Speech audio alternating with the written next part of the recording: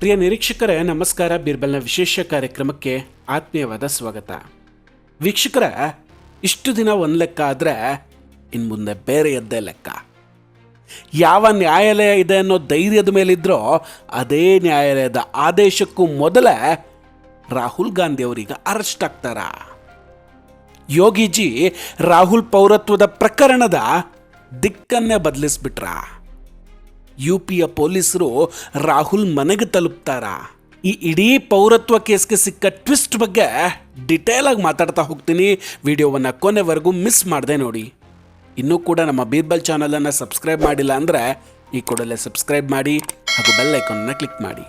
ವೀಕ್ಷಕರೇ, ಈಗ ರಾಹುಲ್ ಗಾಂಧಿ ಅವರ ಪೌರತ್ವದ ಪ್ರಕರಣ ಕೇವಲ FIR ಅಥವಾ ನ್ಯಾಯಾಲಯದ ಆದೇಶಕ್ಕೆ ಸೀಮಿತವಾಗಿ ಉಳಿದಿಲ್ಲ.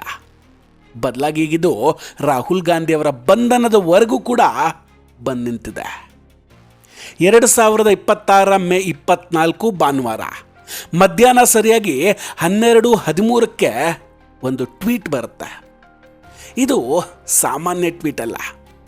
ಕರ್ನಾಟಕದ ಭಾರತೀಯ ಜನತಾ ಪಕ್ಷದ ಕಾರ್ಯಕರ್ತ ಮತ್ತು ವಕೀಲರಾದಂತಹ ವಿಘ್ನೇಶ್ ಶಿಶಿರ್ ಅವರು ಈ ಟ್ವೀಟನ್ನು ಮಾಡ್ತಾರೆ. ವಿಘ್ನೇಶ್ ಶಿಶಿರ್ ಆಲ್ರೆಡಿ ನಿಮಗೆಲ್ಲ ಗೊತ್ತೇ ಇರುತ್ತೆ. ರಾಹುಲ್ ಗಾಂಧಿಯವರ ಬ್ರಿಟಿಷ್ ಪೌರತ್ವ ಪ್ರಕರಣದ ಪ್ರಮುಖ ಅರ್ಜಿದಾರರು.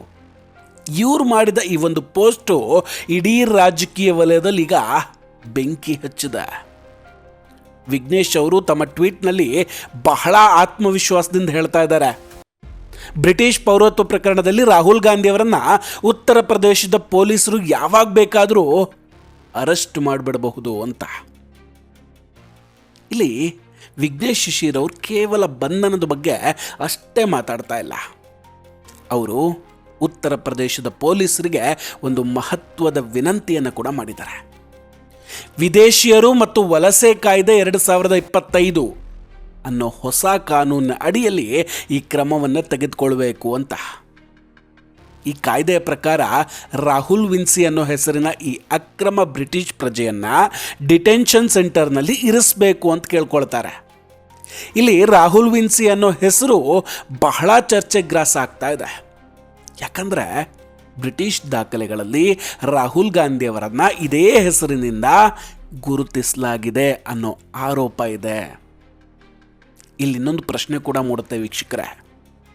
ನ್ಯಾಯಾಲಯದ ಅಂತಿಮ ತೀರ್ಪಿಗೆ ಮೊದಲೇ ಈ ಬಂಧನದ ಚರ್ಚೆ ಯಾಕೆ ಶುರುವಾಗಿದೆ ಅಂತ. ಉತ್ತರ ಪ್ರದೇಶದ ಪೊಲೀಸರು ನಿಜವಾಗಿಯೂ ಇಲ್ಲಿ ರಾಹುಲ್ ಗಾಂಧಿ ಅವರನ್ನು ಅರೆಸ್ಟ್ ಮಾಡೋದಕ್ಕೆ ಸಿದ್ಧತೆ ಮಾಡಿಕೊಂಡಿದ್ದಾರಾ? ಮೂಲಗಳ ಪ್ರಕಾರ ಉತ್ತರ ಪ್ರದೇಶದ ಯೋಗಿ ಸರ್ಕಾರ ಅಲಹಾಬಾದ್ ಹೈಕೋರ್ಟ್ನಲ್ಲಿ ರೀಕಾಲ್ ಅಪ್ಲಿಕೇಶನ್ ಅನ್ನು ಸಲ್ಲಿಸಿದೆ. ಇದರ ಅರ್ಥ ಈ ಪ್ರಕರಣದಲ್ಲಿ ಸರ್ಕಾರ ಸ್ವಯಂ ಪ್ರೇರಿತವಾಗಿ ಸುಮೋಟೋವಾಗಿ ರಾಹುಲ್ ವಿನ್ಸಿ ವಿರುದ್ಧ ಕ್ರಮ ತೆಗೆದುಕೊಳ್ಳೋದಕ್ಕೆ ಸಜ್ಜಾಗಿದೆ ಅಂತ ವಿಘ್ನೇಶ್ ಶಿಶಿರ್ ಅವರು ಇಲ್ಲಿ ಮಾಹಿತಿಯನ್ನು ಕೊಡ್ತಾ ಇದ್ದಾರೆ.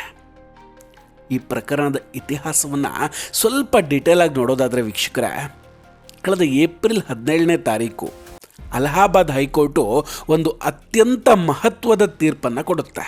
ಆ ತೀರ್ಪಿನಲ್ಲಿ ನ್ಯಾಯಮೂರ್ತಿ ಸುಭಾಷ್ ವಿದ್ಯಾರ್ಥಿ ಅವರು ರಾಹುಲ್ ಗಾಂಧಿ ವಿರುದ್ಧ ಸಲ್ಲಿಕೆಯಾದಂತಹ ದಾಖಲೆಗಳಲ್ಲಿ ರಾಹುಲ್ ಗಾಂಧಿ ಅವರು ಬ್ರಿಟಿಷ್ ಪ್ರಜೆಯೇ ಅನ್ನೋದನ್ನು ಸಾಬೀತು ಮಾಡ್ತಿದೆ ಅಂತ ಪ್ರಾಥಮಿಕವಾಗಿ ಒಪ್ಕೊಳ್ತಾರೆ.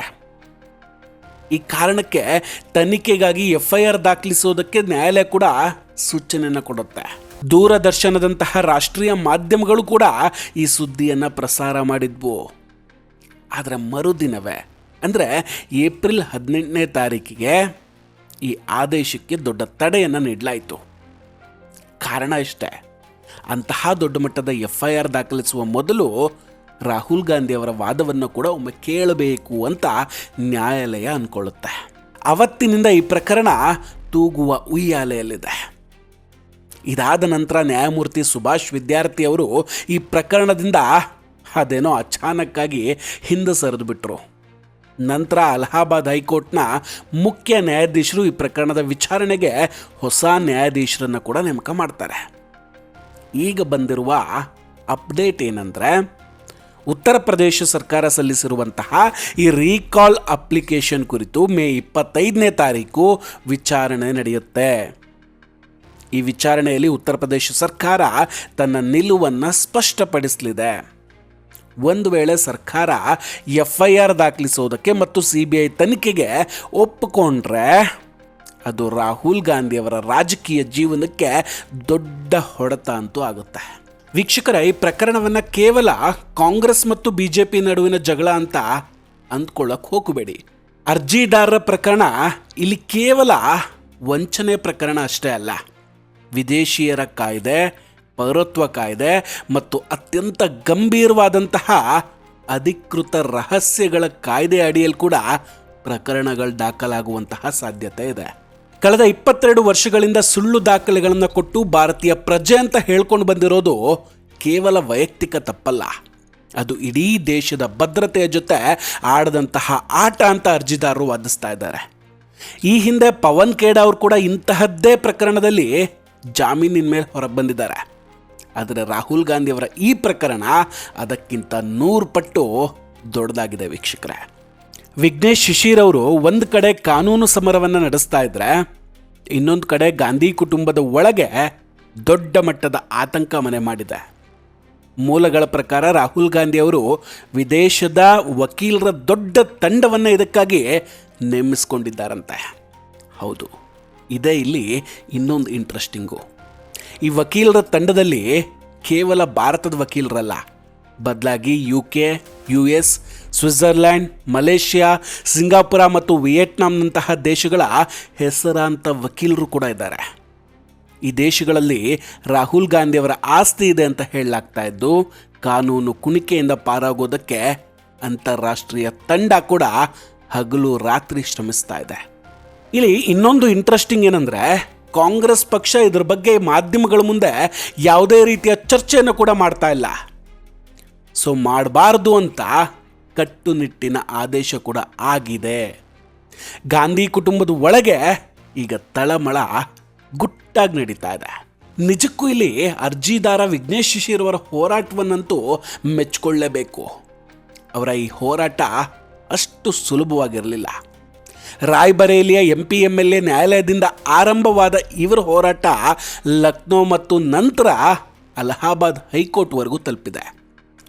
ಸದ್ಯ ಈ ವಿಚಾರಣೆಯಲ್ಲಿ ಯೋಗಿ ಸರ್ಕಾರ FIR ದಾಖಲಿಸೋದಕ್ಕೆ ಸಮ್ಮತಿಸಿದ್ರೆ ಅಥವಾ CBI ತನಿಖೆಗೆ ಒತ್ತಾಯಿಸಿದ್ರೆ 2027ರ ಉತ್ತರ ಪ್ರದೇಶದ ಚುನಾವಣೆ ಮತ್ತು 2029ರ ಲೋಕಸಭಾ ಚುನಾವಣೆಯ ದಿಕ್ಕೇ ಬದಲಾಗಿಬಿಡುತ್ತೆ.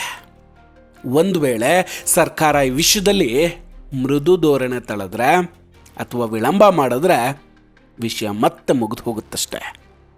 ಆದರೆ ನ್ಯಾಯಾಲಯಕ್ಕೆ ನೀಡಲಾದ ಪುರಾವೆಗಳು ಬಲವಾಗಿದ್ದರೆ ಸರ್ಕಾರ ಕೂಡ ಸುಮ್ಮನೆ ಕೂರೋದಕ್ಕೆ ಸಾಧ್ಯ ಇಲ್ಲ. ವೀಕ್ಷಕರೇ, ಒಟ್ಟಾರೆಯಾಗಿ ಹೇಳೋದಾದರೆ ಮೇ 25ನೇ ತಾರೀಕು ನಡೆಯುವಂತಹ, ಅಂದರೆ ಇವತ್ತು ನಡೆಯುವಂತಹ ಅಲಹಾಬಾದ್ ಹೈಕೋರ್ಟ್ನ ವಿಚಾರಣೆ ದೇಶದ ರಾಜಕಾರಣದಲ್ಲಿ ಒಂದು ದೊಡ್ಡ ಇತಿಹಾಸ ಅಥವಾ ಅಧ್ಯಾಯವನ್ನೇ ಬರೆಯುತ್ತೆ. ರಾಹುಲ್ ಗಾಂಧಿ ಅಲಿಯಾಸ್ ರಾಹುಲ್ ವಿನ್ಸಿ ಬಂಧನಕ್ಕೆ ಒಳಗಾಗ್ತಾರಾ ಅಥವಾ ಈ ಬಾರಿ ಕೂಡ ಕಾನೂನು ಕುಣಿಕೆಯಿಂದ ಪಾರಾಗ್ತಾರಾ? ಸರ್ಕಾರ ಈ ರಾಷ್ಟ್ರೀಯ ಭದ್ರತೆ ವಿಷಯದಲ್ಲಿ ಎಷ್ಟು ಸೀರಿಯಸ್ ಆಗಿದೆ ಅನ್ನೋದು ಇಡೀ ಜಗತ್ತಿಗೆ ಗೊತ್ತಾಗುತ್ತೆ. ವೀಕ್ಷಕರೇ, ಈ ವಿಡಿಯೋದ ಬಗ್ಗೆ ನಿಮ್ಮ ಅಭಿಪ್ರಾಯ ಏನು? ರಾಹುಲ್ ಗಾಂಧಿಯವರ ಈ ಬ್ರಿಟಿಷ್ ಪೌರತ್ವ ಪ್ರಕರಣ ನಿಜವಾಗಿಯೂ ಅವರ ರಾಜಕೀಯ ಜೀವನಕ್ಕೆ ಅಂತಿಮ ತೆರೆ ಎಳೆಯುತ್ತಾ ಅಥವಾ ಇದು ಕೇವಲ ರಾಜಕೀಯ ಪ್ರೇರಿತ ಆರೋಪವೇ? ಕಮೆಂಟ್ ಬಾಕ್ಸ್ನಲ್ಲಿ ಕಮೆಂಟ್ ಮಾಡಿ ನಿಮ್ಮ ಅನಿಸಿಕೆಯನ್ನು ತಪ್ಪದೆ ತಿಳಿಸಿ. ಈ ಪ್ರಕರಣದ ಪ್ರತಿ ಕ್ಷಣದ ಅಪ್ಡೇಟ್ಗಾಗಿ ನಮ್ಮ ಬೀರ್ಬಲ್ ಚಾನಲನ್ನು ಸಬ್ಸ್ಕ್ರೈಬ್ ಮಾಡೋದಕ್ಕೆ ದಯವಿಟ್ಟು ಮರಿಬೇಡಿ. ಹಾಗೂ ನೋಟಿಫಿಕೇಷನ್ಗಾಗಿ ಈ ಬೆಲ್ ಐಕಾನನ್ನು ಕ್ಲಿಕ್ ಮಾಡಿ. ನಮಸ್ಕಾರ, ಟೇಕ್ ಕೇರ್ ಆ್ಯಂಡ್ ಬಾಯ್ ಬಾಯ್. ಮತ್ತೆ ಭೇಟಿಯಾಗೋಣ. ಜೈ ಹಿಂದ್.